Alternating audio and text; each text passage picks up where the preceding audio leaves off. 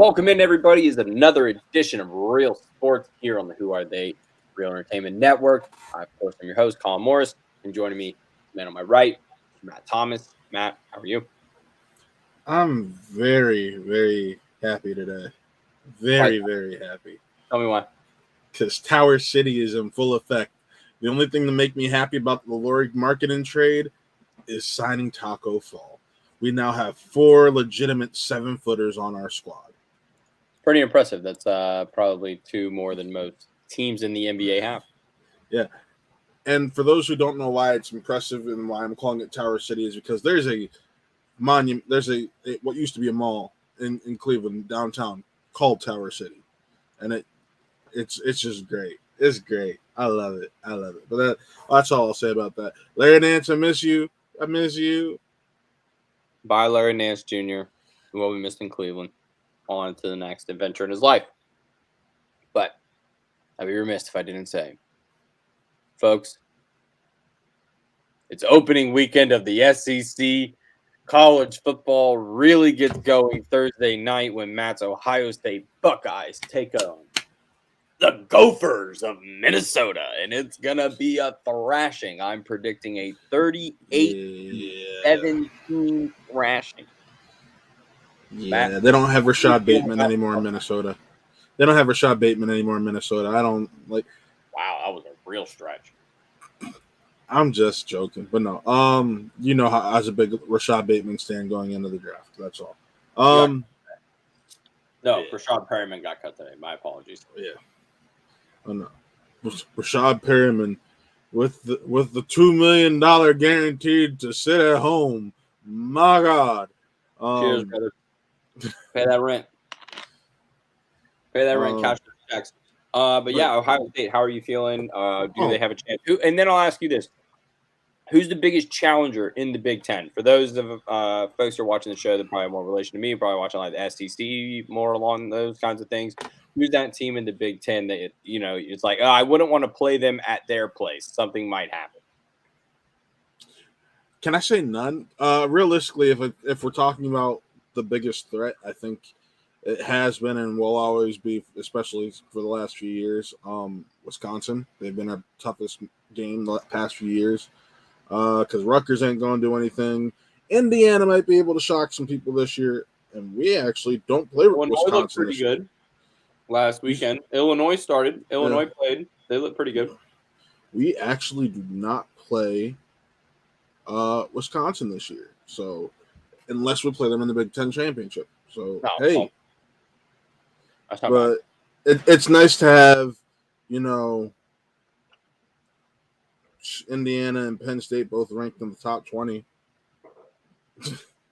But what the game that really I am really curious about is the game on September 11th when we play Oregon. It's at home, so I think we're set, but we'll see.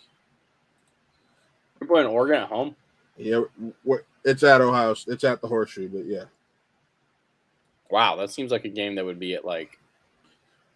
It's a noon game. Noon game. You're going to whoop their ass. Yeah.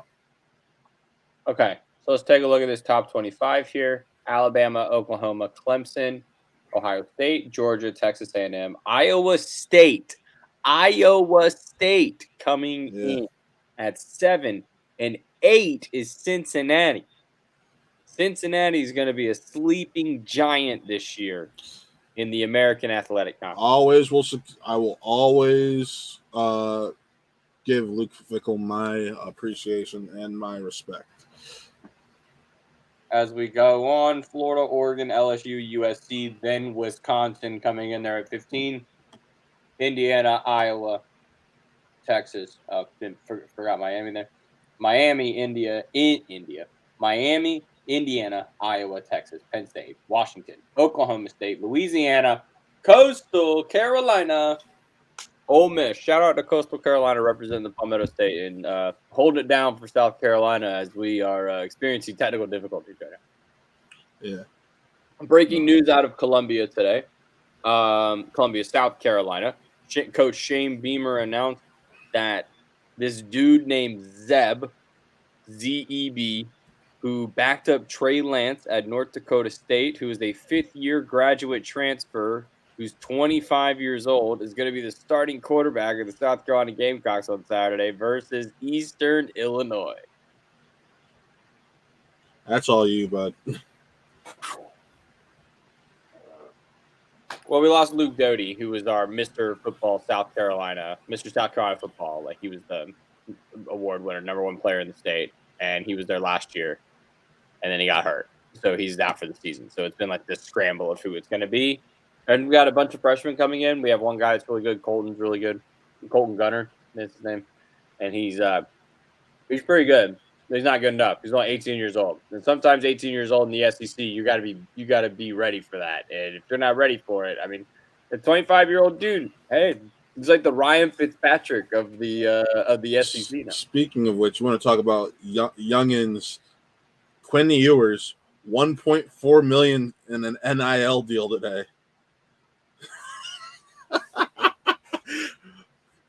He had 1.4 million reasons to graduate early. I'll say that much. Just okay. Wow. The team I think is going to make some noise this year. Move up the most. People are sleeping on the other USC. Southern California has some talent.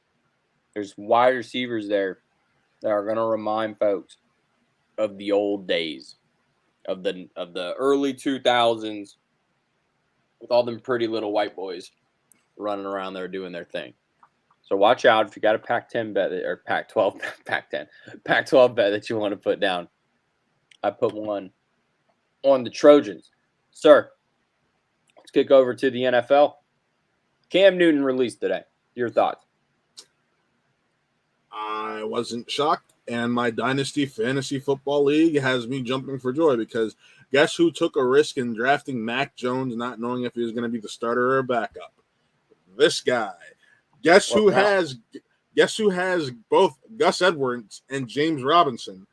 This guy. So for a guy who initially drafted for the future, because it's a Dynasty League, so I drafted more so young players. I was kind of thrust into you might actually be able to compete a little bit earlier for a short period of time. And I think all of us, before we go on anymore in the NFL, we should just say, like, all the positive vibes in the entire world down to the Saints fans and all the fans down there in New Orleans, everybody down there.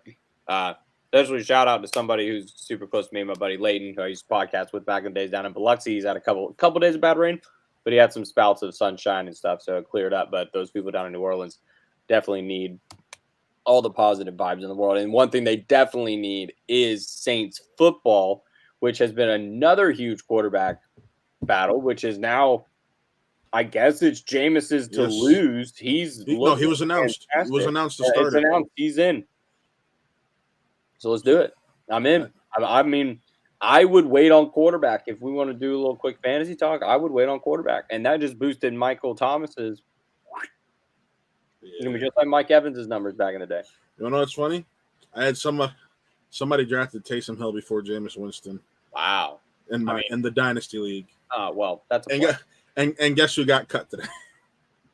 He got cut? No. I'm just talking about from that Dynasty League roster. Oh. You almost had me. No. And then shout out to all the teams. I know the Ravens did. A bunch of other teams sending money down there to the relief fund in New Orleans as well. So good on all the teams. And then there's all the Red Cross donations that you guys could reach out to and all that good stuff as well. On to some sad news. J.K. Dobbins tore his ACL and is out for the season.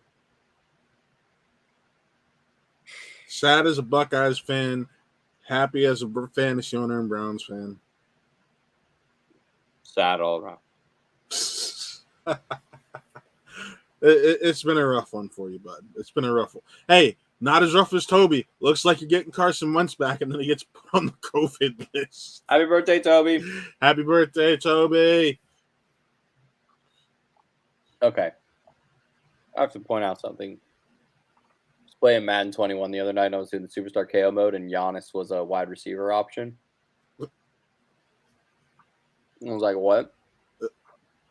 This 6'11" monster just holding his arms up. Wait, what's Superstar KO mode? I have no idea what this is. Whoa, you don't know Superstar KO mode? No.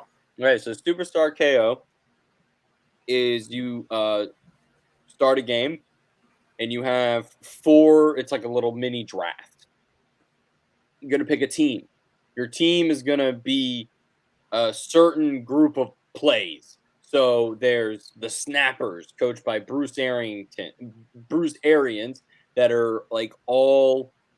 It's like all consistent. There's like bars out of 5, like 5 little rectangles for pass offense, pass defense, rush defense, and the snappers are 3s across the board, and then it fluctuates through there with all the different teams, and then you can choose 3 players varying from common to legendary to Hall of Famer. So you can get like a Derwin James ultra rare, which would be purple. There's like white, blue, purple, and gold.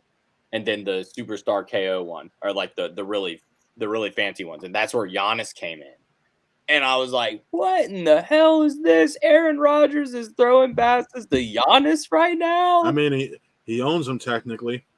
Whoa, Matt. I'm just saying.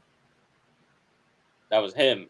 My lips might have been moving, but that was him. We got to be real here. No, but that mode's really fun, and we can play together. Like my friend Leighton and I, we run it. Yeah. We can play together and build the squad, and you win. It's kind of like a battle royale. You have 1 series to get down the field, no kicks, so you got to go for 2. And then they do it back. And then if you stop them or they stop you, the game's over. But then it's cool because if you get 6, they can get 8 and it's over. So that's fun. But then if you tie, you go to tug of war and you start on the 50, and then I run a play, and then they run a play, and then it's wherever the ball keeps ending up based on where the play stops. So it's pretty interesting. And then after 3 plays, after each person's done 3 plays in tug of war, whichever side of the 50 it's on is who wins. Interesting. Okay. It's really fun when you're just sitting there at like 12 o'clock and you're like, you know what sounds fun? Let's have Lamar playing with Bo Jackson. And while we're at it, Jim Brown's broken. I mean, he's the greatest NFL player ever. Mad broken. Dude, oh my God. Freight train. And that's greatest NFL player of all time.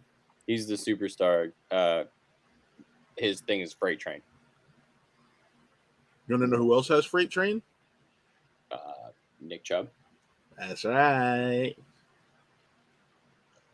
I have to say, all these rookies are looking really good.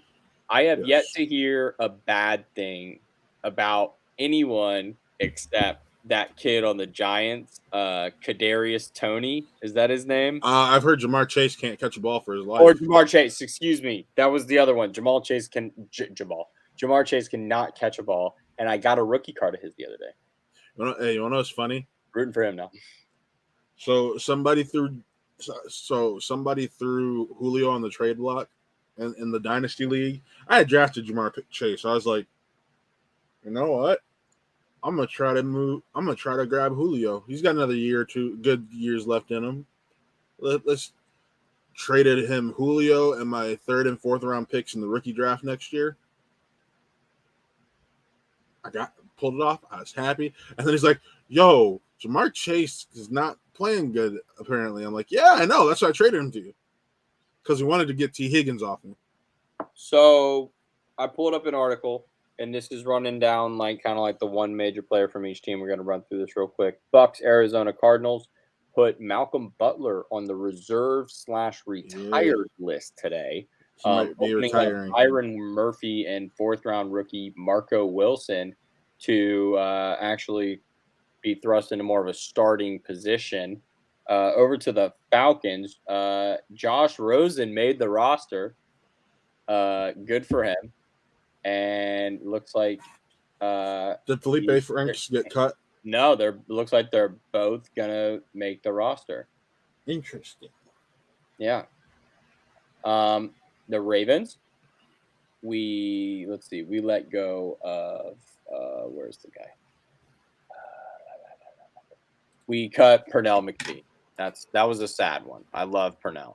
He was fantastic. He's just consistent, but it really looks like the rookies on the D line are monsters.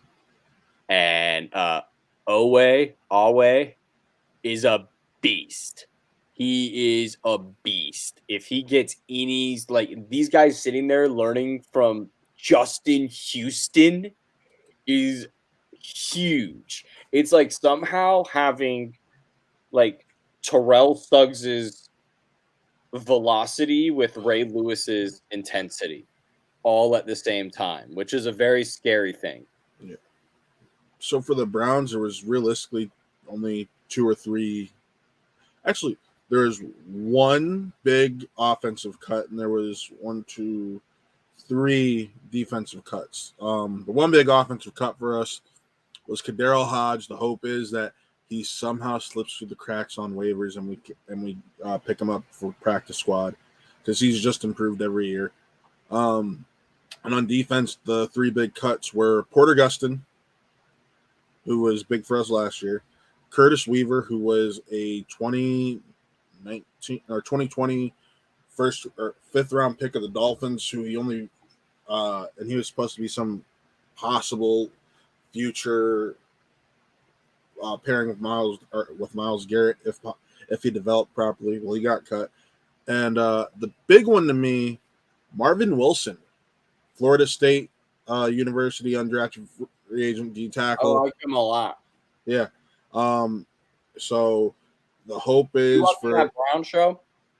Oh, Building the Browns. I watch it every week. Thought you would. So for some reason, it came up on my YouTube. I was looking up Hard Knocks videos. Yeah, it's like there. If you've noticed, there are some teams because I've noticed the Browns aren't the only ones that do this. There are some teams that have their own Hard Knocks like show, but it doesn't. Only 8 minutes. Yeah. No, like 23. No, like 23 minutes. It's like long. Yeah, they're half hour counting commercials. So, big stuff with the Bengals having huge shifts on the offensive line. They signed Riley Reef in the offseason at right tackle, and they drafted Clemson's Jackson Carman, who looks like he's going to move from left tackle, which he played at Clemson, over to guard. Interesting. Cincinnati sees an opportunity there to probably cut ties on a little bit of some of their failed investments. So they traded 2018 first-round pick Billy Price to the Jets in exchange for B.J. Hill, which solidifies an aging defensive line. B.J. Hill is, I think, probably 26, 27 years old. Good little trade there. And on Tuesday, the Bengals cut Michael Jordan, no relation, who started 19 games for them. Ohio State. Oh, really? Bro, I can name you almost the Bengals. No, I know you can. Yeah, the Bengals and Steelers are actually the AFC North minus the Browns. Okay, I can't say that because the Browns have drafted we drafted Denzel Ward and then we drafted Tommy Togiai. But normally it seems like the AFC North is that area that picks up Ohio State players. The Bengals and Steelers especially. Okay, so it also looks like they're moving around. They're going to feature interior veteran guards Quentin Spain, and Xavier Suafilo, with rookies Carman and Deontay Smith pushing them for playing time. So it's going to be interesting there. Cowboys. Cooper Rush is now the backup quarterback of the Dallas Cowboys. Maybe not for long because they're going to do their due diligence on deck. And it looks like they'll be exploring the possibility of bringing in Cam Newton. Excuse me. Yeah, I meant Cam. Why'd I say Dak? I'm tired. And let's see. Nick Mullins basically already announced to go to the Browns practice squad, which I actually really dig. Who's that? What? Nick Mullins, the backup QB. He played in San Fran. Yeah. Like, I like that as a potential down the line replacement for our backup. whose name is slipping me right now. Case Keenum. But you hear about the Sermon controversy? No. He basically slipped that vaccination status played into cuts for the Jaguars, and now the NFLPA is looking into it and investigating. Oh, the back thing. Yeah. Yeah. Okay. Am I What's shocked? happening with Deshaun Watson, though? Oh, you mean the guy who it basically came out yesterday that the Houston Texans are more than happy to pay his ass to ride the bench all year long? That's just insane. Like, they're literally until they know what's going on. This was the tweet. Texans are prepared to have Deshaun Watson on the 53-man roster and inactive every week, according to multiple league sources. Watson, who has issued a standing trade request with no deal imminent, would be paid his $10.54 million salary. That's not good.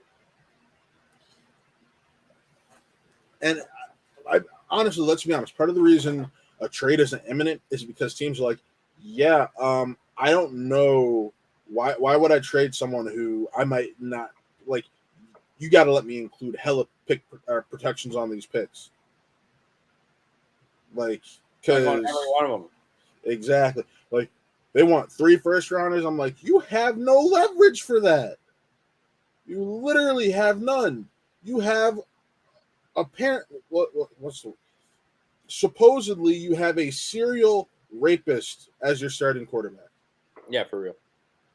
22 counts of 22 civil lawsuits alleging sexual assault or misconduct and 10 criminal complaints.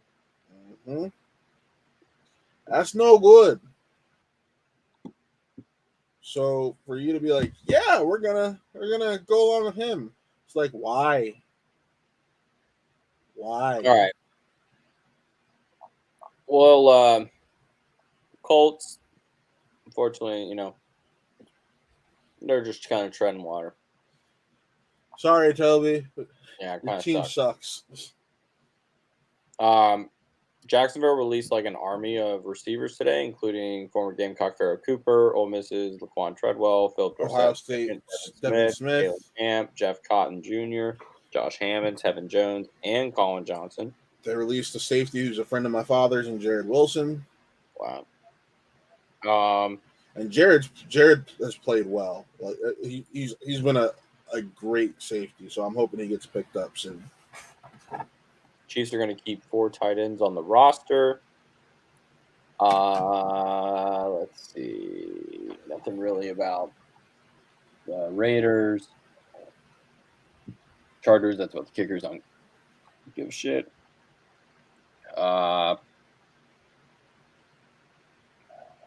Rams, it's looking like they're like 3rd-round rookie Ernest Jones.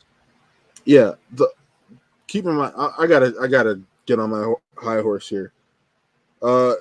Jared Wilson has started 30 of the 30 games for the Jaguars in the last 5 seasons. It's just why are you cutting a vet like that who's done well for you? Like, it's not like he's been a bad player. He's actually a very good player, even though he went to Michigan. Damn. Not nice. Hey, he went to Michigan and he's from Akron, so. But there's talks that he may be back in Jacksonville sooner rather than later. Yeah, not surprising whatsoever. Kellen Maughan will be the backup in Minnesota. Mac Not Jones a shock. will be the starter in New England, as we mentioned earlier. Zach Wilson starting. Mac Jones is starting. It's looking like everybody but Justin Fields drafted in the 1st round. is starting. Trey Lance officially announced today? Oh no, Trey Lance, he's injured. Yeah, he's got a literal chip in his finger. I heard my stepdad, who used to work in the operating room, told me like that shit hurts. Like that's not fun. Like because there's nothing you can do about it. It's like a hyper jamming of your finger that actually like did damage to your finger. And he's out for at least a week, possibly more. They said. I don't give a shit about the New York teams. Philly can piss off too. We'll save the Steelers for whenever Shook shows up if he does. On to the 49ers. Happy birthday to my stepdad today, Dennis, by the way, who's a big Niners fan. Boy, they got 4 dudes at running back. And there's just so much going on with the Niners. They got dudes at every position that if you just put the ball in their hand, they're gold. Yep. And they could be fun to watch, especially with Trey Lance being the one to give them the ball. I would prefer Garoppolo this season, but that's just me. Lance is too inconsistent right now. It looks really good, dude. I watched him the other day. It looks pretty good. Something about him.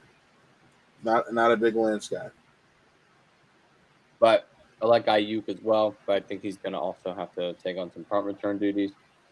Seahawks, they have Freddie Swain, and 2021 second-round pick Dwayne Eskridge, as they released Penny Hart. So it looks like they're going to have 4 wide receivers on their roster. Yeah, Browns are going with 5 and 4 running backs, using Demetric Felton as a running back and receiver. Which, if you've watched any of the Browns preseason, dude has been killing. The Bucs are the Bucs. No. You mean the roster that didn't change? Literally didn't change at all. Besides adding Kyle Trask and other rookies? Titans have unfortunately cut 4th round wide receiver Des Fitzpatrick, who becomes the highest drafted player from this year's class, not to make his week 1 active roster. Unfortunate there, bud. Sorry about that. Tennessee traded 4th, 5th, and 7th round picks to obtain the selection from the Panthers and chose the Louisville product. Yikes. You traded that and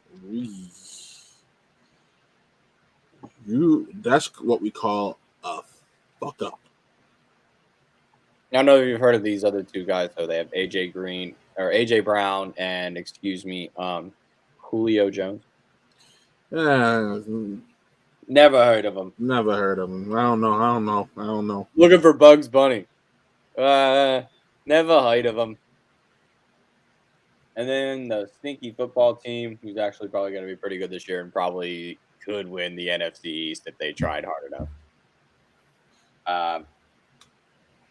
They got Kendall Fuller, Carmen Curl, able to handle slot duties this year because it looks like they released Jimmy Moreland and Jeremy Reed. So, what team is this? That football team in Washington. The football team. Le football team. But some people have suggested that Cam's going to end up there because of the Ron Rivera connection. Let's do this. Give me your pick for the NFC. Who's coming out of the NFC? If they start Garoppolo, I got the 49ers. Wow. They got hit hard by injuries last year, but we can't forget the team that they were 2 years ago. And now that you're starting to get everyone back, and you actually have a left tackle that you picked up last year, and you're going to have Bosa back, and all, don't sleep on the Niners. People will be like, what about Tampa Bay? Tampa Bay is a quarterback injury away from just being what they were the year before. Meh at best. The correct answer is the Green Bay Packers. I'm not going to bet against Aaron Rodgers this year. Aaron. Just seems to me like he's on a mission, and I don't want to stand in his way. AFC.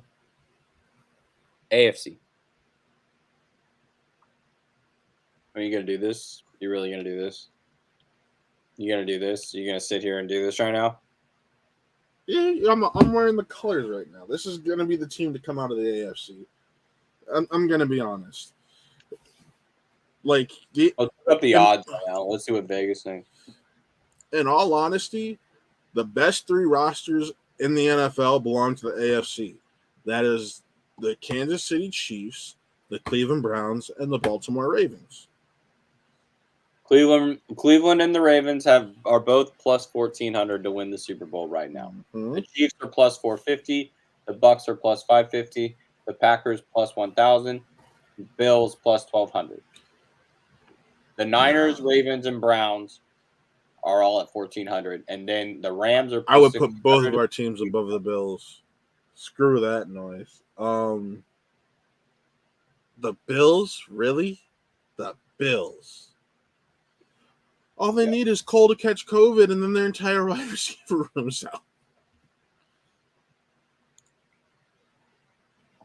Like, they have a fucking 40-year-old child on their roster. Just, guy acted like he was Jesus for saying, I'm not getting the vaccine. Kiss my ass. No one talks about you. We were talking in our league last night that I actually got the 3rd pick in. And we were like, are we going to pick non-vaxxers?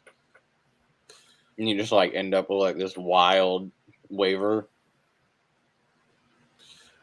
My dynasty league, everybody's like, no one draft COVID Cole. That's fair.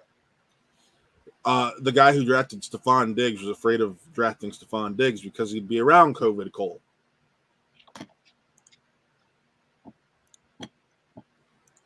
Well, sir, I have one question to ask you. What's that? Would you like to mock with me? Of course. We're going to mock a 12-team league. I'm going to rock the 3rd pick so I can get a little practice with the 3rd pick. We can show a little different format. I'm going to set that up. 3. Let's see what Shug's at.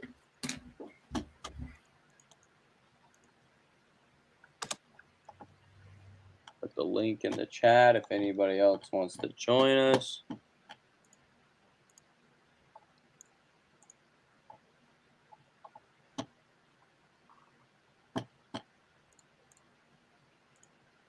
Damn, our friends at Schmo Me the Money are still alive.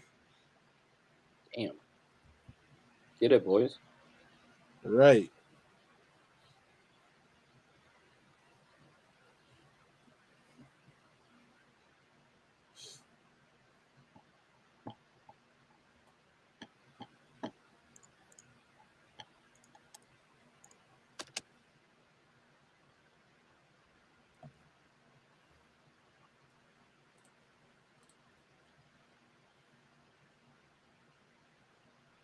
Oh, well.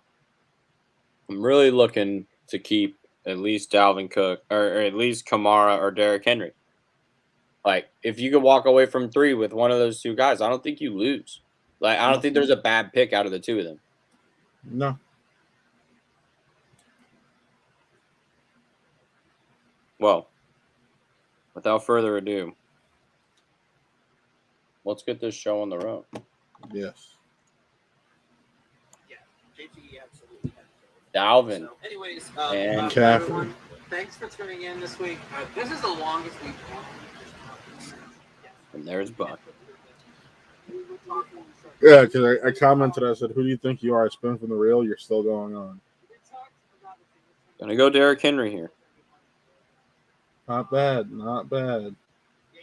But look who's there for Matt to take at 6. The same dude he takes in every draft and is really pushing his luck with that.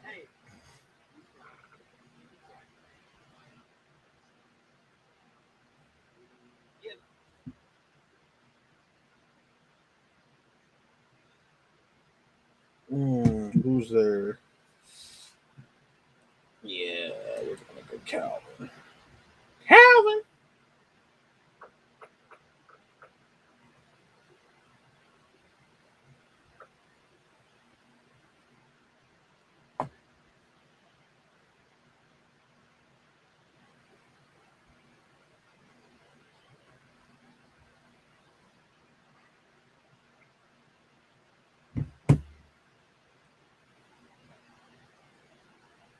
This is interesting here.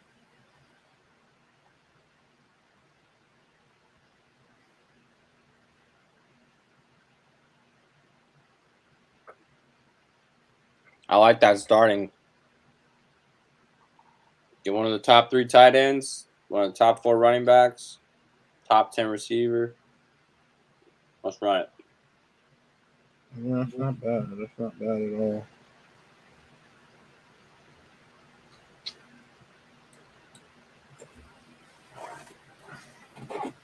Mr. Evans. Actually, they're gonna do what I wanted to do or bite me in the ass.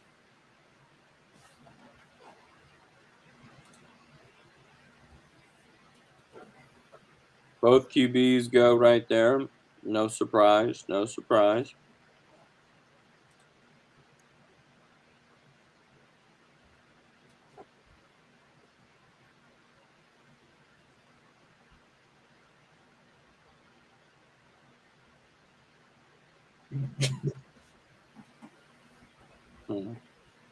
Message I just got from Jeff.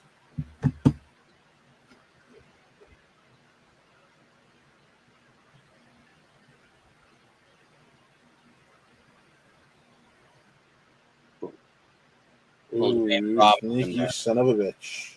I knew it.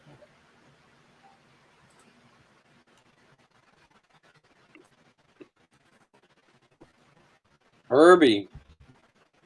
Explain yourself. Oh, these. I honestly think going 0 RB. Yeah. That's ballsy, Cotton. It's a bold strategy, Cotton. Let's see how it plays out.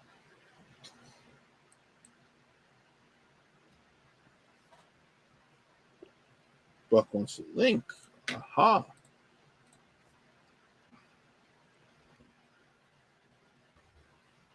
I know people are shocked I'm not going to be picking fucking Cleveland Browns nonstop.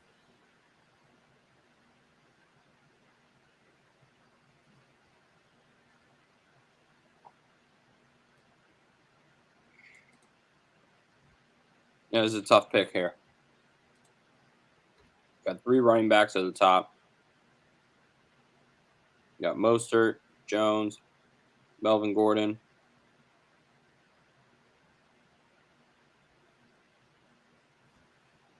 I love how you picked up Gesset. Like,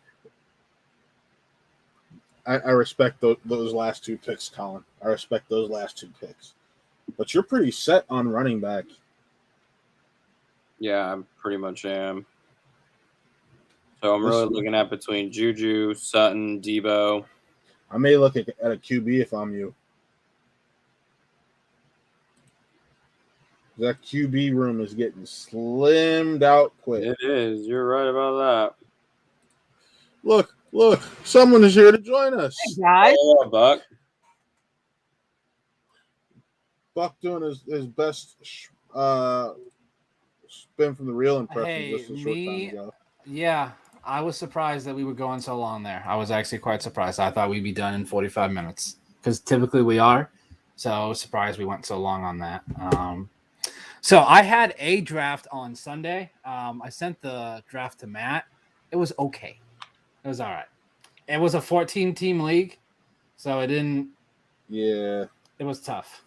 14 is probably the max that'll do. But I took Kelsey at 10, and everyone's like, "What?" I'm like, "Well, all the top 6, 7, 8 running backs were gone, so I'm taking in my opinion, the best pass catcher for fantasy on the board was Kelsey. I think Kelsey is a better fantasy play than Devontae Adams. But that's just That's just me. I can somewhat see the logic there. Yeah, I'm not. Yeah, I'm definitely not arguing with it. Because when you're playing the Chiefs, either you double Hill, you leave Kelsey open, or you double Kelsey and you leave Hill open. So either one of them, most likely, it's going to have a big game. So you just got to pick your poison. And Kelsey, without a doubt, is title one. So sorry, Buck. Sorry to interrupt. I'm in an interesting quandary here with 1:15 left on the clock, and I'm going to talk it out with you guys. I'm looking between DJ Chark and Brandon Cooks, but down below, 1, 2, 3, 4 picks later, I could get Laviska Shenault. So is the value to go for Brandon Cooks and to gamble that Laviska is going to be there? Yeah. But he's on the Texans, right? Yeah. Cooks? Tyler Taylor. I don't know. Yeah, but you're acting like a rookie QB is going to be any better. It's a gamble no matter what. I would still go like Chark is a rookie, is being thrown to by the same rookie QB as Laviska Shenault. Yeah. So I don't know. Did you guys talk about the Cam news? Oh, yeah. Okay. You're welcome to give your 2 cents. Yeah, go right ahead. I think that they told him you're going to be the backup, and he's like, no, I don't want to be. So I think they cut him. I really think that's what happened. Oh, looks like you weren't able to get him. I took Chark anyways, so it was fine. Yeah. I'm actually gonna do something that I don't think is a weird thing. I'm gonna take Ryan Tannehill here as a backup QB to Jalen Hurts. Not a bad move. No, not a bad play at all. Let's take a look at that. When you take QB late, you're a bit more vulnerable after that Tom Brady, Matt Stafford line. It's very fishy, and you got to get some insurance there. That's why I told you, like Colin. Scott, the second you were like, I was like, oh, you're right. Oh, wow. Wow, it's the scene in Anchorman where Will's kick back is like, boy, that escalated quickly. Yeah, they were all gone very fast. Because it was Russell Wilson was still on the board when I picked, and then suddenly they were all gone. I'm not like I've noticed in a lot of mocks, Michael Pittman goes pretty high. I'm not high on Michael Pittman. I like him. He's a big body. You just gotta, if he's got hands, he's got hands. Just gotta show him. But he currently is probably gonna have Jacob Eason thrown to him. So how Jacob? Possibly. You really think Carson's gonna start next week? Because I don't. As long as he gets off that COVID list, he's perfectly fine to start. Fucking Gallup was still on the board. God damn. I know, and Corey Davis. So, do you guys think that they told Cam he's going to be the backup, and he's like, no? No, because he's going to be the backup virtually anywhere he goes. So I don't think that played into it at all. Okay. At this point, I'm taking depth, and I love Mike Williams. I love the value of Mike Williams late, and then I also love this. Yeah, I think Mike. I think he is, for me, he's boom or bust. If he gets a touchdown, this pick, but I think I can do it both. Mike Williams and Mecole Hardman. I think they're number 2 wide receivers in huge offenses, and if Keenan Allen goes down, Mike Williams is a top 12 wide receiver, and if Tyreek Hill goes down, Mecole Hardman's arguably a top 8 wide receiver. That's what you have to look for here at the end of drafts. You have to take your shots, and after round 12, pick your fucking guys. Stop looking at the rankings. Scroll down. Pick the dudes that you want and that you trust, and you're going to be pissed off if somebody else did. Also, make your own rankings. Don't rely on sleeper. I do an amalgamation. I have a great strategy of going through. I go through 5 different rankings, the ESPN consensus rankings, and then I take into account a couple of their experts more so than others. Oh, damn, those kickers are starting to go, huh? Yep. Harrison Butker. You know who I like a lot this year? Sanders. Jason Sanders from Miami. That boy he's got leg. Yeah, I actually took him as my kicker in that draft I did on Sunday. He's wild. And then here's a good RB backup all the way down here at the end. Sony Michel. Yep, especially since he got traded. Sony Right. Michel. Huge right there. Look at that value in the 15th round. 15th, you mean 13th? 13th, sure. Whatever. Ooh, Russell Gage. I think that's a good one too there. Russell Gage, good pickup. He's going to be the number 3 option in the offense. Passing. Mike Davis is there. Mike Davis can catch balls. Wow, Matt really took the Browns defense, huh? Of course. Wow. And I took in this mock, I'm taking a flyer for the last pick. Yeah. You told me about that. I just couldn't do it.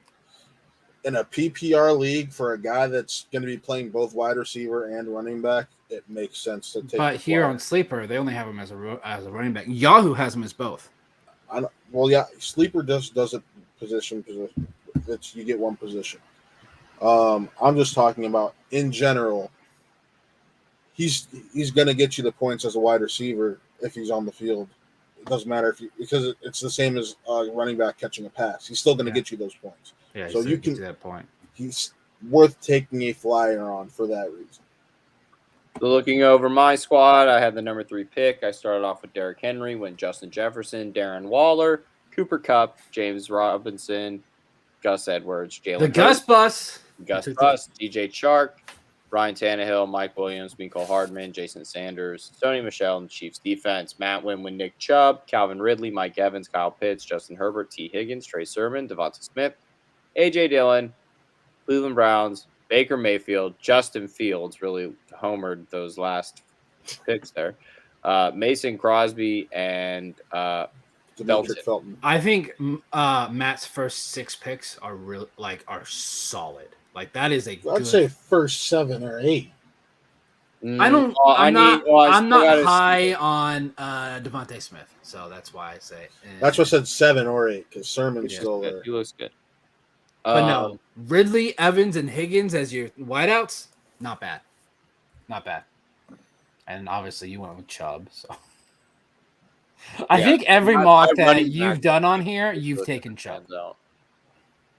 I mean, Chubb is good at I think 6 through 9. I think he's good there.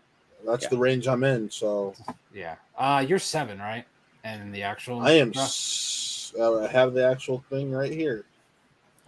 I just know that folks, I am 6. Doing the draft 6. I'm 7. live. Okay, I'm 7. Okay. We will be doing the draft live here next week on the channel. That will be most of the show. We'll be breaking down players as we go through the draft. We're going to try to get as many of the contestants in this league on the stream with us. We would love it. Sounds like we were getting the majority of them. Awesome. Because Nick said he will be on. I know us 3 will be on. Chris should be on. Look who's here. Look who's here to get his ass torn up. This motherfucker. I was eating dinner first off, and get ass torn up by who? First off, man, I didn't know you eat ass, so thanks for telling everybody. No, that's not. Oh, you just said you're gonna eat my ass. That's what you just said. Yes, you did. I said tear ass up because the Steelers. Matt, you missed it. He was trashing Nick Harley for wearing a Cleveland jersey in his match. Damn right I did. Okay, Shug, and let's you'll be the final judge here. Who had the better draft, me or Matt? Team 3 or Team 6? I would even say you did, except I'm probably the better at the quarterback. Yeah, situation. I think Matt wins at the QB position for sure. Yeah, Darren Waller over Pitts, Henry, Robinson, and Gus over Chubb, Sermon, and Dillon. Yeah. You win the wide receivers. I like Jefferson more than Ridley. Yeah, I have to go with Matt, unfortunately. I have to go with Matt. Matt had some good picks. Breaking hearts here. All right, and that's it for Shug, folks. He's gone now. Pleasure for Shug joining us. Whatever. I'm gonna go to bed. I don't care. But yeah, Shug, give us the Steelers rundown. How do you feel about the cuts? How do you feel about where the team's at right now? I think the team's going to be in a great position. A lot of people are underestimating us, which is fine. We're going to be right? We'll be in the playoffs and most likely winning the division or contending for the division. God damn, you're full of hot takes tonight, aren't you? How is that a hot take? Tell me what Plus we've lost. 1,200 in Hold on. Vegas. Hold on. Tell me what we've lost for us not to be the favorite to win the Your AFC. entire offensive line. Literally the whole. A line that wasn't good last year. Okay, sure. What else? But you want to let? No, they were good. They were good. They were good. Najee No, they were hurt. They were hurt.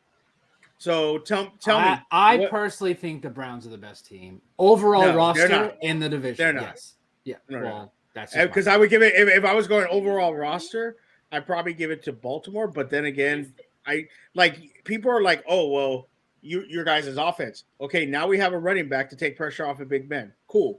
Our defense was one of the number one defenses last year, and we only lost 2 players from that defense.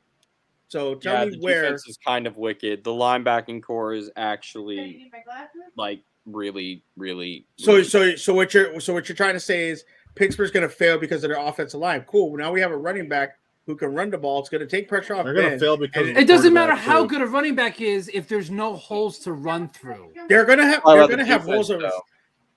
going to have holes. Marquise Brown, Rashad Bateman. Well, Rashad Bateman, I hope he never sees the field so he can actually nurse his groin injury properly. Yeah, you're right. But the defense is maxed out. This is the best defense we've had since the Super Bowl. And then not only that, Big Ben has a year to recover from his injury. And he's looked good. I'm sorry. So what? Roll your eyes, Matt, all you want. Roll your eyes all you want. Look, he threw short passes last year. Even last year, short passes, 10 yards max, and the receivers are doing the rest of the work. That was last year. No, that's when he just came out preseason too. That's when he just came off of elbow injury, Matt. I'm sorry to tell you, he had elbow injury. What the fuck? He had a full year to recover. That's no fucking. No, he didn't. Yeah, he did. He didn't. He had surgery at the end of the year. No, he didn't. He had it at the beginning of the year. He still had to recover. So you're telling me after a year? So when you tear your ACL, are you the same the next year? He's older too, so I know he's older. No. I know he's older, but he's still the best QB in that division. No, he's not. Now you're fucking high. Okay, who's better? Baker Mayfield, who's never won? Okay, sure. Lamar Jackson for one. Lamar Jackson. If they finally figure him out and they keep him to a running quarterback, what's going to happen? Colin, you look like you have I'm gonna tell you right. Hey, I'm gonna tell you right now. I watch a Ravens podcast. What offensive tools does he have? Does Lamar Jackson have? That's the thing, though, dude. He won an MVP with worse weapons than he has right now. He won an MVP after nobody knew worse weapons than he has right now. And nobody knew how to defend him. Last year we lost Ronnie Stanley in week 3, bro. He's back full. We got Ben Cleveland coming in from Georgia, who is a monster on the defensive line. He is a wall. Thanks for Villanueva. We have revamped. Villanueva's dude. You guys didn't someone in your line get hurt and they had to move Villanueva to a spot he's never played? Not for just like a week. No, Boros. Burrow. Now you're on crack. Oh God, Boros, you're on crack if you say that. That line is worse than Pittsburgh's. It isn't broken, right? I mean, it's not worse than Pittsburgh's. That's the point. It was last year, but because of injuries, and now we filled all the injury holes with great players at every position. I'm overly satisfied. We will see but you must, Colin. I got to hook you up with some other Raven fans because they don't believe that. They don't believe what you're saying. I listen to all the podcasts. I've listened to most, if not all of them. I mean, it's just I have trust in Eric DeCosta because he wouldn't have traded away Orlando Brown Jr. for the last year of his contract, and he would have forced them to play, and we would have kept him. But we felt good about it. It's all good. We're out here trading for 5th round picks that we'll trade up into the 3rd round for next year, and we'll just keep doing it. That's what we do. We're like the A's. We just move dudes. Like unless you're like really really good. And but you guys do a little bit better in the playoffs. A's don't really do good. Yeah. That's very true. So I pulled up my my gambling website, and there's the NFL lock of the season at -110. Cowboys at Buccaneers, either team to score. Sounds like free money to me, right? Is that really something you can bet on? Yeah, that's that really the- something you can bet on this Wow. website. Wow. So I'm gonna. Yeah, I can't be friends with you, Colin, because then you're gonna get me into gambling. I'm already bad with money. I just can't talk to you, man. Yeah, You can't be friends. I had a problem with that last season, and then I had a bad 3 weeks, so then I stopped. I was like, I gotta stop. I keep losing money. I've done that a couple times. It's legal sounds now like- here, which is very dangerous because last year when I did it, it was kind of illegal. But it's legal here now, so it's dangerous. Some boosted bets. You got Ohio State versus Minnesota over 58.5 points. -110. That's a lock. Did anybody take Jake Paul beating Woodley yesterday? Or That Sunday? was some bullshit. That was fixed. That was not fixed. Yes, that was. It was fixed not because at the end they were like, no matter what happens, we're gonna redo this. Because he got the Hey, test. there's literally a shot of Paul hitting Woodley in the head, and if Paul doesn't catch him, Woodley goes down. MMA community straight dropped. All I gotta say is, when you retire after a third match, you're a bitch. Bitch made. Who? Logan Paul retired. Jake Paul retired. He announced on Twitter the other day. Updated status. Retired boxer. Hey, he just made a Bitch game of made. money. Hey, Bitch made. Here. I'm gonna. You want to talk about this here? I will gladly talk about this. This poor white kid who came from the hood, right? Poor white kid can suck my ass. wow, Matt. That's vulgar. Matt doesn't like any white kids from the hood, apparently. Because he's not from the hood. Well, how do you know he's not from the hood? I hate when people say that because I grew up He's in a my town. and he grew up in my fucking city. Okay, what part? West I don't know, I'm side, not from Ohio. the money I don't know. side. Here. Let me pull up this video for you that perfectly explains this entire situation.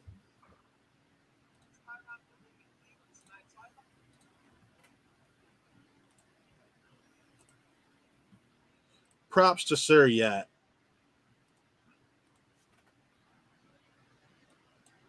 So Jake Paul fights Tyron Woodley in Cleveland tonight. So I thought I'd take you guys to the very ghetto neighborhood in which he was raised, the mean streets of Westlake, Ohio. So how is Jake Paul? Jake Paul, who? He's famous for being Logan Paul's brother. I don't know much about Jake. Was at this very location Jake Paul was gangbanging right after he saw Cars 2. Jake would come and eat cake on his dad's credit card and sulk because they only had a 3-car garage and a 4-car garage development. Were those gunshots? How has Jake Paul changed your life? He hasn't really changed shit. He hasn't. He's phony. All his fights are fixed, and Cleveland does not support him. Jake Paul actually got KO'd here. Yeah, that's right. Kicked out. American Eagle gave him a noise complaint. Jake was a notorious gangster growing up. Right here, he got into a lot of street fights. One time, he got cornered and somebody pulled out a Blue Eyes White Dragon. So how is Jake Paul changed his life? He landscaped for my family about 3-4 years. He did a great job giving back to the community. It was on these very streets Jake Paul landscaped at 14 years old for $10 an hour. That's what most people would call just what every other privileged kid did. Jake Paul calls it the struggle. While Tyron Woodley was in Ferguson, Missouri worrying about culprits, Jake Paul was here worrying about cul-de-sacs. This is the hood Jake Paul was referring to. Does his landscaping inspire you to make it out of the ghetto one day? It was, these streets here in Westlake, Ohio, they're rough. So, so it's good to see one make it out. But yeah, he did a great job. Did a great job on the lawn. Wow. That's literally the dumbest shit in the world. That doesn't even it's just dumb.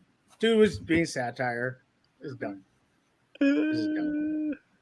I don't really give a fuck about the motherfucker because I don't care, but I laugh when people try to tell other people what they've been through. Like, okay, you don't know what someone's been through because you think they were from somewhere. But hey, you guys do you. I don't do shit. Suge, I want you to look up Cleveland hates Jake Paul and look at all the horror stories about how horrible of a person he is, and then come back. Everybody's horrible, man. There's other people that I've met people that are pretty fucking horrible that you celebrate. I'm sorry to tell you, some of the heroes that people celebrate now are horrible people. Y'all fucking talk about how great Kobe is. Kobe was a horrible person. Magic Johnson was a horrible person. I'm saying people right now who support these people now, they were horrible people. Muhammad Ali used to talk about how beating his wife. Sorry to tell you, this is the truth. Okay. Yeah, I drank a Gatorade bottle with him on it. No, I think that's the dumbest thing in the world is trying to. I get where you're coming from, Matt. I'm not trying to shit it on you, but Matt's my Stephen A. Don't try to tame my Stephen A. No, I'm not. No, Matt, I like Matt. I like Matt when he goes off. It's great. It's awesome. He's passionate about sports. I'm passionate about sports. I just don't like when people try to tell somebody the struggle they've been through when you don't. Sure. Whenever you come to Ohio, I'm gonna take you to Westlake, and you're gonna be like, "All right, this dude's bitch made." That's straight up what how you don't. But you don't know that though, Matt. I'm from Torrance, California. Well, dude, look at Torrance, California, and everybody entire life showed, like we do know. Like he's literally vlogged and told his entire life. His brother and him vlogged their entire we do lives. know. This isn't just like random like stuff. Again, we don't know. We saw how they grew up.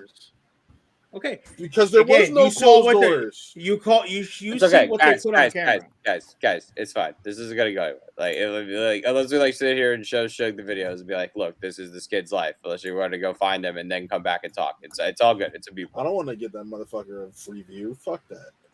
So, yeah, I've never watched a single video they've made. Me either. That's why I don't know anything. We're gonna go and watch Hard Knocks. So if anybody wants to hop on in the Discord, yes, there we go.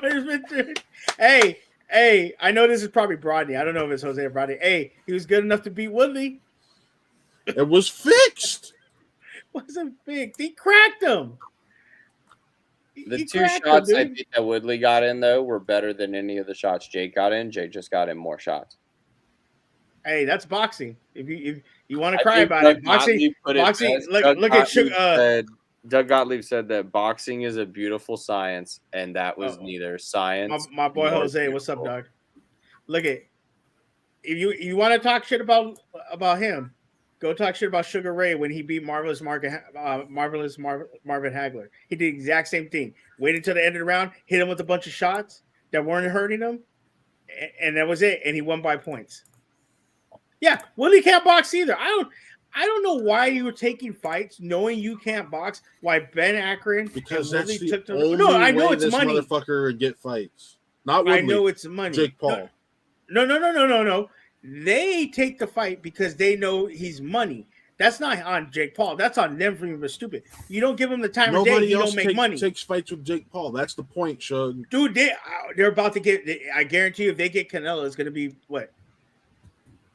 Then what are you going to say? He's going to get his shit knocked out in the first round. Yeah, he probably will. But guess what? Every dumb motherfucker is going to buy that fight. He didn't. He almost tried to retire. Like he tried to retire at the end of the match. He was like, "I'm not going to fight anymore. Not for right now. I'm going to take a break and try to find who I am." And then Woodley walked up and was like, "I think I won the fight." And then they agreed that if Woodley got a tattoo that said "I love Jake Paul," that they would do the rematch. And so now they're going to do the rematch. So that has to come first. And then if he takes a break, cool. I don't care. I think this is stupid. It's just like, I don't really want to see ESPN like posting pictures of Jake Paul, getting all stylized in the Photoshop treatment when there are dudes that are out there. Like Jake Paul boxing is like Tim Tebow going at tight end. There's dudes that deserve it that have worked their asses off that actually could have been get help. Okay, but this goes into a different conversation, Colin. This is why boxing's dying.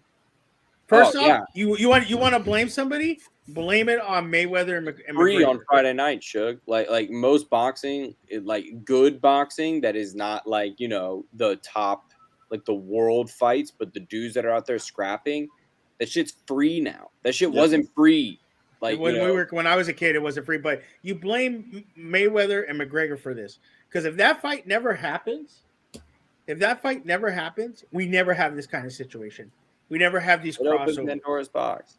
It opened Pandora's box, and people ate it up so much that motherfucker McGregor made 100,000 and freaking Mayweather made 300,000 or 300 whatever. I fucking million. forgot. They made, no. McGregor made 1 million, and he made whatever. And now people look at this shit. You're a guy. You're right, Colin. This guy is not a professional boxer, but supposedly now because he fights, he is. But he's not a professional boxer. Literally And on the people stage are saying, spending money.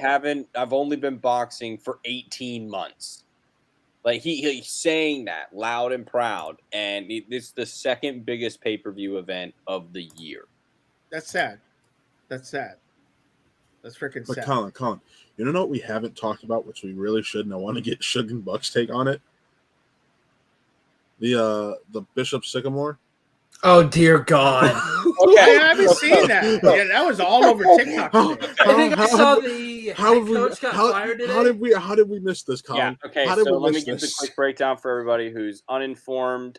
This weekend, it was the official kickoff of high school football.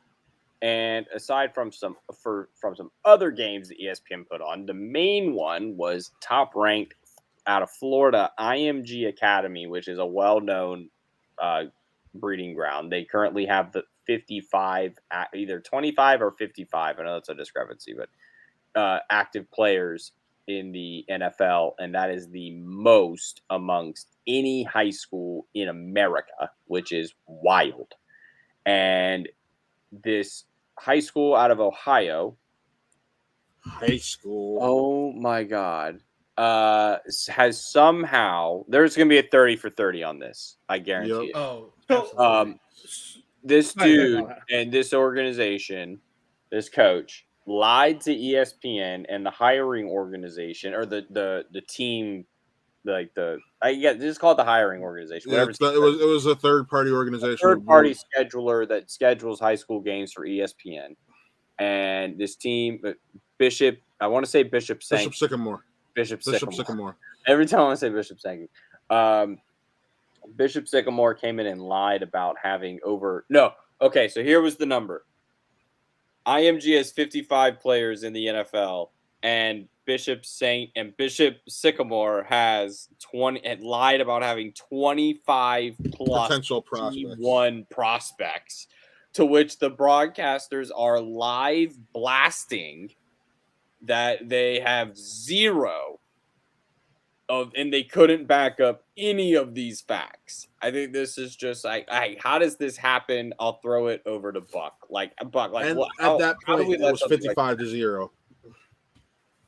It was 58 to nothing at one point. Yeah. When I heard this story, I was like, what is this? Like, I couldn't believe, it's not an online school. It is an alleged online school. Ohio school systems do not even acknowledge this school. Oh dear Lord! Wait, where did the kids that were playing on that team weren't even kids? They were like they're college. They were adults. That's what I'm about to say. Like, I think I saw something like one of them looks like he's in his 30s. But it's like college kids that didn't make it or something like that. Hold on, I'm going to pull up. Shout out to former NFL kicker Pat McAfee. Oh boy, this should be funny. We're gonna take a listen to his thoughts. Member of the Bishop Sycamore High School football team, ladies and gentlemen, AJ Hawk. AJ, of course, Ohio is associated with this fraudulent high school team that has adults running around playing against high schoolers. Your thoughts on Bishop Sycamore, and have you ever played this team or recruited to play for this team? So WordPress online until all of this kind of happened, but I assumed that whenever I heard about it and I was reading this, I didn't see it played on ESPN. I assumed they won the game. I'm like, you have some 22, 24-year-old guys that are some JUCO, some studs. How did they get blasted so bad? No, they got smacked by everybody, not just IMG. I think they lost 40-something to nothing as well to maybe Woodland. Were they going to school at all? Were they going? No, what are you talking about? No, these are dudes that are just having a good old time playing high school football and boozling people. That's what this is. They are terrible. It seems like they do not have the grown men strength on their side. Pictures have emerged of their first wrestling match, though. A guy very similar to Bobby Lashley gripped up what appeared to be a sophomore in high school. Yeah, there it is. They're starting their high school wrestling program is also off and running. Never would have guessed that Ohio was involved in this, though, AJ. Never in a million years would have guessed that this is an Ohio thing. I thought of you right away when I saw this story break, and I saw that they're like the Columbus area too, I believe. I'm shocked I haven't heard of them. Same thing. I thought of Connor's big dumb face too when I heard that Cam Newton was getting released. I was like, oh, this guy is going to be. You can't even be around Connor, I would imagine, right now. Bishop Sycamore High School in AJ Hawk's home. How does this happen, Trent? How does this happen? You're at Lipscomb Academy. How does this happen? And is this a normal thing for adults just to be acting like a high school football team and playing against high school kids? I don't understand how this even works. Bro, my defensive coordinator texted me. I'm pulling up the text right now. The stuff yesterday. And we had talked about it a little bit because we'd all watched the games on Saturdays. And Sunday, we kind of prepped on our own. So like yesterday, we're getting in the office and we're just starting to talk about it. And he texts me all this stuff. This is bizarre. I mean, how does nobody find this out before the game's played? Okay. Colin, I had to mute you because we were getting. There we go. I think that's the most important thing. How did we not know this before going into the game? A little bit of a like offshoot. Did y'all see the video of Trent Dilfer like going at his player? Oh, I was about to say, do you know who that player was? No, I don't even know. Phil Dawson's son. Oh shit. That would have something to do with Yeah, it. have you seen the videos that popped up too on Twitch? That's what Lunch Break's saying here. Yeah, no. But there's also a video of a TikTok one of some coach yelling at some kid because he like missed an assignment or something, and then like the kid's like, "Don't yell at me" or something like that, and he's like, "Well, you're out of the game now." And like people are like just going at it in the comments. They're like, "Yeah, well, the coach shouldn't be yelling at a kid," and they're like, "Oh, so." I got to tell this story. So I told it to Matt yesterday, but I got to tell Colin, and then Jose's in the chat. My son's going to kill me for telling this story. So my son is going out for I flag told my football. neighbor this story earlier. Dude, my son's going out for flag football, okay? He's never played. I mean, I'm thinking about it now. Like, I remember playing football in 5th grade, 4th grade, like on the schoolyard. And then when we got to like flag football and peewee, like you kind of knew things, but you didn't know. You started to learn. So my son goes out, and first off, he runs like a duck because he hasn't run in like ever. So then I'm like, all right. But he has hands. And like the coach is throwing him the ball. He's catching everything. Boom, catching it. Boom, boom. And I'm like, all right. So they set up the defense and they set up the offense. The offense and the defense, and they ran some plays, and my son's standing there so because of COVID, they're only having one team. It's going to be 6th graders, 7th graders, 8th graders. So they have the offense and they have the defense, and they're practicing. So then they tell, all right, the kids that didn't get to be in, you're going to go on now. So they put him on defense, and they put him out outside linebacker, and he's not a tall kid. He's short, but he's about the same size of all these other kids. And they're running a pitch play. Oh, dude, I have so many stories about when I played football and wrestling. The coach, how they did me. So they're running a pitch play, and they go live, and they pitch the ball, and the guy goes, and he has a fullback in front of him, and my son instinctively goes for the ball, and I'm like, all right, good job, but his form is horrible, and I'm like, uh-oh, and this kid coming around the corner, and the fullback is an 8th grader. Oh dear Lord. And it's like your size, Colin, to like a 12-year-old. My son is not big, and I see it. How big do you think I am? What you're at least like 5'9", right? 5'9", Yeah. 5'9"? Okay, yeah. So my son doesn't have any kind of angle on the kid or anything. He just like is running. 8th grader. Got it, Chuck. Got it. Yeah, and this kid just eats him up. Just pushes him, and my son just goes flying Oh no! And I'm just like, oh no. And then, but the fullback's video of that? I know. I thank God I did it because it would have been on That his would've wedding been video. sick. No, it would have been on his wedding video. So then the fullback comes back and like another kid helps my son up and he pats my son on the back and he's like, "Hey, I'm just doing my job." Then they run the same play again, and I just see my son just take off the other way. And I asked him, I said, "What? Why did you take off the other way?" He goes, "Dad, I didn't want to get hurt." I said, "Okay, I understand." I was like, "But you gotta. That's football. You get up and you do it again." So it sucks because he's not going to be able to play because they're going to give it all to the 8th graders and then the 7th graders. None of the 6th graders will make it. But I talked to him and I'm going to put him. I was telling Matt this. Yeah, he's going to definitely learn. But I told Matt this. Because I want to get him into a sport. I told him you're doing cross country because you need to learn how to run first off. And he's like, then Sugar's going to train him how to be a running back. You got dragged 40 yards while holding a kid's jersey. That's rough stuff, dude. I remember freshman year, I broke my collarbone. Damn. We were jumping on the coach's car, and he was driving around, and I flew off, and I broke my collarbone. Not 4 weeks later, I was in the first game of the season, and I'm on kickoff, and I freaking make the tackle, and I remember hitting the guy, and my whole shoulder just burned like crazy. Sorry, Tommy, because they have to go to bed.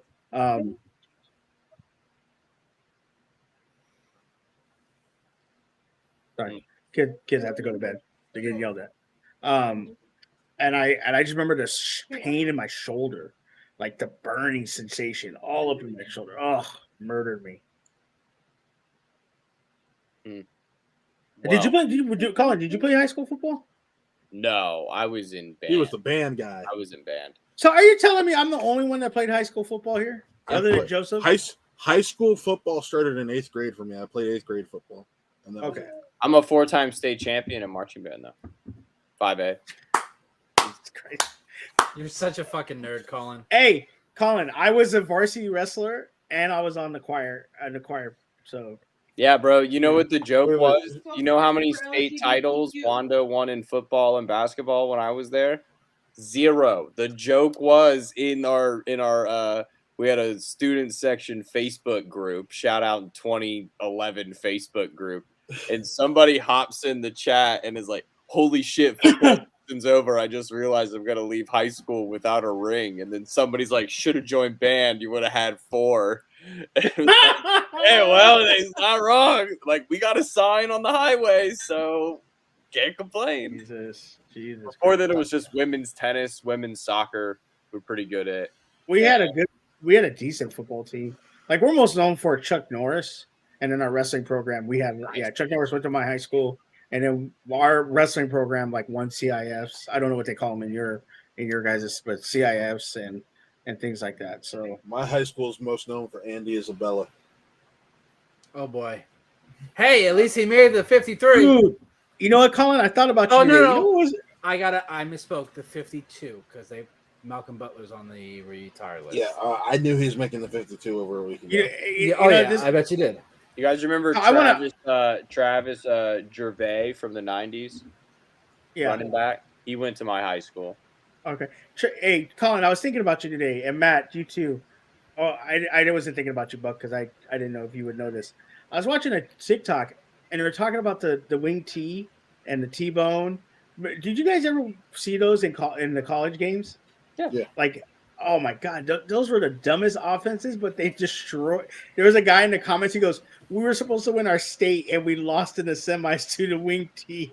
Yeah, you can't beat it. Out of me. Dude, I mean, to be completely serious, South Carolina throughout my life has scheduled week before Clemson opponents that end up being Military Appreciation Day game. And over the years, we brought in like Wofford, and then we brought in the Citadel, and we brought in Navy. Those teams bring some shit in that you have not seen. That is not SEC football, and it is very hard to come out of 8 straight weeks of SEC football and then see 2 dudes running the wildcat or speed option or reverse options all over the place. And it's like every play. Like your defensive backs aren't like meant to think switching that way in the SEC, and it really does throw them off. And Citadel beat South Carolina like 6 or 7 years ago at South Carolina because they were just able to really mess with their heads. You remember when Appalachian State beat Michigan? Yeah. Oh, that was wild. That was. You know, I love, even though I don't watch college as much as I used to. Like, remember when USC played Notre Dame and they push and like Reggie Bush pushes Matt Leinart? I mean, they play each other every year, but the game you're talking about. Yeah, but that one was Notre Dame was number 1 because they had Charlie Weiss, they weren't number 1, but they were top 5, and USC was number 1. Yeah, and Reggie literally pushes Matt Leinart into the end zone. I remember that was illegal. You couldn't actually do that in college. Yeah, and they didn't call it, and then they just threw them to lose to Texas. It's funny. They both are on. I think it's Fox for college football now. Like they're both on the same show, Matt and Reggie. Oh yeah. Well, I think it wasn't Young on there too for a while. Young and Matt did. Vince Young, yeah. I love going and watching that documentary about that Rose Bowl game. Like, just go back and watch that. It's so good. It's on. Oh wait, what was the take you had last year about that game? Like that was like the number. That was. Let me ask Colin. Colin is a college football guru. Colin, USC versus Texas, is an upset, correct? Texas winning over USC. That's my number 1 upset of all time. In a championship game, because I got bigger upsets in like regular games. That was one of my top upsets. I would say in a championship game, sure. In a championship game, yes. Ever, it's like top 25, maybe, just because it's a championship game. But like, there are some upsets that will just like rock your fucking socks. Like App State over Michigan. Yeah, like South Carolina beating Alabama when they were number 1 at home, or not at Alabama, but at South Carolina. Like that was huge. I remember when I think the only reason I was in the chat, I was like, "Are you fucking kidding me with this?" No, I think that's a big upset. It's more of no, because like Vince Young was so big, he won the Heisman. No, he didn't. He didn't win the Heisman. He was in contention for the Heisman. It's not like he was like not in the national conversation. But do you remember? Well, Colin, you're younger than me, so I don't know if you remember. Like ESPN was doing this whole thing of like, would USC beat this team? Would USC beat this team? And they like did this whole thing where they were like, yeah, USC would beat every great team ever in college football. Right. And like Texas wasn't supposed to. Nobody had Texas winning that game. And then for them to win it. That's why I say it's one of the greatest upsets ever. Yeah, and I would say you're right, championship, because there's some other upsets you would put ahead of that, just normal games. But you know, that was I guess the thing that really like that made the big difference was like the jump that Vince made. I mean, I'm looking at his numbers here. He went from 1,800 yards, 12 touchdowns, 11 interceptions, to 3,000 yards, 26 touchdowns, and 10 interceptions, and rushed for 1,000 yards in both seasons in double digits in all 3 years in college. He was 2 yards away his freshman year for rushing 1,000 yards in every season he did in college. So it really was the step up that he made in the passing game his senior year, or his redshirt or junior year, whatever, that really took over top. He did win the Davey O'Brien Award. So he was the... What was Matt Leinert's numbers then that year? Matt Leinert's numbers in 2005, he was, holy shit, 3,800 yards, 28 touchdowns, 8 interceptions. He had 6 rushing touchdowns that year. That doubled from the last year. And poor Matt Leinart, man. He went to the NFL and did nothing. No. That's why I fear Mac Jones is going to. Trust me, I should know. He was Cardinals. He was supposed to be really good, and he lost out to Kurt Warner. Hey, they got you to a Super Bowl. So close to beating the Steelers. If that ball gets thrown an inch higher or an inch lower, if Kurt doesn't throw that interception, to Harrison at the end of the half. That's Yeah. one of Throws my a favorite touchdown. plays in Super Bowl history. If he throws a Dude, touchdown, Larry throws an is like interception- running on the sidelines, Yeah, trying to get there. Like I was so drunk for that Super Bowl. I got my taxes that day, and I drank so much, and then went to a party. It was a taco truck and open bar.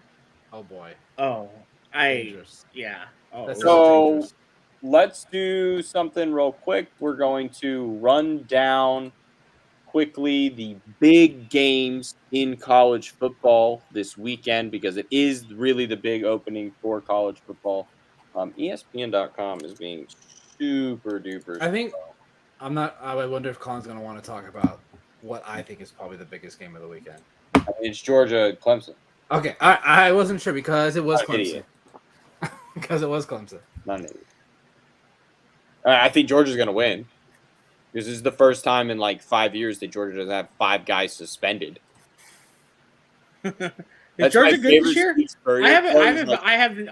haven't followed any college football in years, so I don't know. How I good think is they're the Georgia? favorite for the East, though, for the SEC East. So Yeah, at least, over Florida for sure. Florida losing their whole Pitts. offense. They're Yeah. basically like just having to Pitts, try. I mean, Tony. they could have dudes. If they have dudes, it's still Florida. So I mean, you never know because that defense is going to be ridiculous. But the first game, is big one is Thursday night. We got Ohio State going up against Minnesota. That would be a clean sweep. We don't even really need to talk about that. I asked Matt earlier. Matt, who's the starting quarterback? Stroud. CJ Stroud. Freshman? Wait, is this wrestling? or Red football? football. No. Okay, I would took Minnesota was wrestling. Quinn Ewers is the freshman who came in and we talked about earlier. Today he signed a deal for $1.5 million in NIL deals. Ooh, good for him. Is it? Did they start it this year where they can make money I off was their likeness? actually, I don't know. I was totally not doing my job and happened to hear the baseball team having the talk through, and basically it's like they have to submit forms for any company that they're going to work with. It cannot conflict with practice. That is number one. So that is the one thing on everybody's plate that's been like the talking point for the negative heads out there on all the talking shows has been, is it going to distract them from practice? Is it going to distract? No, it can't, because if it does, they're going to lose the privileges and they're not going to be able to play. So that's it. You threaten them with the play and they're going to do it, and they're going to do it right because obviously if these kids are growing up in a different age, and they are way more savvy than say, like, there's a huge gap between these guys and you say like Ryan Tannehill, who's like 28, 29 years old. But like that's an 11-year difference, and these kids are ready to handle it. So I think I'm here for it. I'm definitely down with it. And if they mess it up, they mess it up. It's on them. The ball's in their court. If you guys are going to mess it up, you mess it up. I think with football, it's not going to be as big of an issue. I think when it comes to basketball season, that's where we're going to see. Oh my God, I can't wait. That's where you're going to see how it affects basketball players, because I think that's the bigger. I think that as much as college football is huge. My dunk brought to you by Raising Cane's, where I like to dunk my chicken into some nice cane sauce. I think that's going to be where this where you're going to see the whatever any conflicts or anything like that. But I mean, it's good. We would have gotten that Ohio. Who would have gotten that 350Z would have been comped. Right. I mean, look at make your money, man. I wonder what this does for NCAA, the video game, because it's coming. It's supposed to come back next year. Coming next year. I know, but are they have to pay all these guys now? No, they don't. It's part of a scholarship that's going to go like it's naming they get a percentage. They'll get a small percentage. But yeah, it's going to be like a couple $100. But now these kids are going to get. It doesn't matter. It's going to have just as long as it's not the same crew that works on Madden. I'll be. It's the same crew. It's the same crew. Fuck. I haven't It's always been the same crew. I bought Madden and I played somebody and it pissed me off and I haven't played since. I stayed away from it. It's the same game again. I don't play. On to Saturday, Penn State versus Wisconsin, a huge Big 12 matchup to open the season. Wisconsin. Big 10. Sorry, Big 10. There's 12 teams in the Big 10 and 10 teams in the Big 12, and That's so confusing. So confusing. Now there's 8 teams in the Big 12. Too more confusing. Who's favorite? Who's favorite in that match? Penn State, right? I believe Wisconsin is favored. Okay. Let me just check. Just to make sure. Wow, there's so many games. I'm in love. Oh my God. I'm just scrolling through heaven right now. This is great. Literally could be Wisconsin, laying in bed all day Saturday. Penn State plus 185. Ooh, I just got some good news today too. I'm moving back to Monday through Friday schedule. So Nice. I'm gonna have Saturday, Sundays off. So I'm excited because I get to be on the show on Fridays and drink your ass off. Yeah. Alabama versus Miami Saturday afternoon. That's 1 versus 14. I Alabama think versus Miami. Alabama. Alabama's going to win that game. It's just a matter of how much. The new quarterbacks really got to figure it out. But the wide receivers are again ridiculous. What's the what's the over under and the spread on it? 330. My Alabama is favored 1,010 minus 1010 to plus 705, and the over under is 61.5. 61.5, huh? Colin, we don't get to watch the game together until fucking December 5th. Wait, is that when the Ravens and Steelers play the first time? And Matt, we don't get to watch a game together until Halloween. No, remember I told you I'm not going to be on available Halloween. We had this conversation the other day. Oh yeah, that's right. You're being a punk. And then we did already kind of discuss it a little bit, but the big matchup of the weekend is Georgia versus Clemson. Well, the only Georgia fan I know, I sent a tweet out to her, but she hasn't responded to me, so I don't know who I choose. Clemson is favored minus 150. Ashley is a huge Georgia Bulldog fan. That's why I just said. Okay, I wasn't sure. God damn it, Buck. Yeah, I'm going with it's a 3-point spread. They are over and who's favored? Clemson 150 to. Georgia's going to win the game. I think Georgia's going to win as well. I think Georgia's going to win. I think JT Daniels has a lot to prove. So, can any of you say the Clemson quarterback's last name? I don't even know what it is. I don't know who it is. DJ Uiagalelei. Yeah, I wouldn't have been able to say that. He's ridiculous. He's actually nuts. It's gonna be cool to see him. Did you guys talk about Rondo being signed by the Lakers? Oh, yeah, missed that. It's Jesus okay. Christ. Are they going to sign everybody? They're bringing the crew back together. Dude, they're bringing the crew. They're bringing every freaking player. Well, they brought back multiple members of the championship roster. That's what I'm referring to. I heard they're bringing. They only brought Howard and Rondo back. Those only two. Colin, I'm looking at how his name is spelled. Hell no, would I be able to figure out how to pronounce that? DJ Uiagalelei. That's why you. I mean, I probably will after watching the game because I'll hear it pronounced. First time I saw Tua Tagovailoa's name, I couldn't say it, but after watching the game, dude, wow, really good pronunciation, Tagovailoa. I have to say it slow. I can't say it fast. That was good. It was really good for a white guy. I'm really proud of myself when I say it good too. For a white guy. But I heard him say it the other day. He did a video, or it was like a really old video of him. It was like Tagovailoa. It's like a soft G, but it's Tagovailoa. Buck would know about soft. Wow. And on that note, folks, that will do it for this episode of Real Hard Sports. Knocks. In the next 15 minutes, we'll probably start the episode of Hard Knocks. Join us in the Discord channel. We will be hopping on in there soon. So, for Matt, for Shug, for Buck, we're going to do a quick rundown. Draft next week, remember. Stuff we got going on. I don't know what Chris is up to. Shout out to our boy Chris. He's having a rough week. Happy belated birthday to him, but I know he's having a hard day today. Hopefully bringing back Real Geek Core next week. And then Thursday, do we have Really Scared on Thursday? No, it's looking like we're going to do an October. It's going to come back that first Thursday in October. That sounds about right for Really Scared. And then Friday, we'll have Wrestle Real. and that will be great. And then we'll have maybe Saber Reels. We haven't really had a lot of Star Wars news this week, if any. Yeah, but you know what, Colin? I'm real talk. Oh, like I'm Jesus really, Christ, not I'm real this. scared that about Saber Reels not being every weekend. You know, I like good. that show. Can you please do it every weekend? That was good. Thank you. I like that.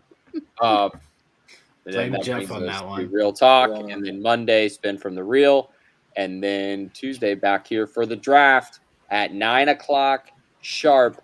Fantasy Football League is drafting. Throw up that order one more time, please, Matt, as Colin has the 10th pick to Pud Tuggers. Who is that? Connor, and then 8, Neil McBeal's Navy SEALs. Who's that? Chris. That's Chris Anthony Lopez. Yeah. We got the Buck stops here. The boy Buck. We got Matt Baker Mayfield Barbecue. Beckham and Mayfield Barbecue. Okay, sure. Beckham. Oh, yeah, that makes sense. How about this guy? Gonna get that bag. Bloody Hook in New Jersey movies.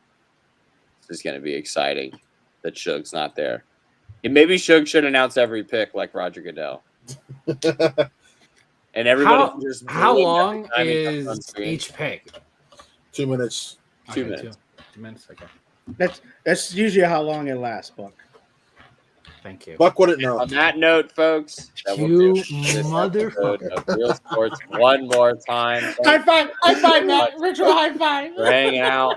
It's been a minute. We'll be back next week.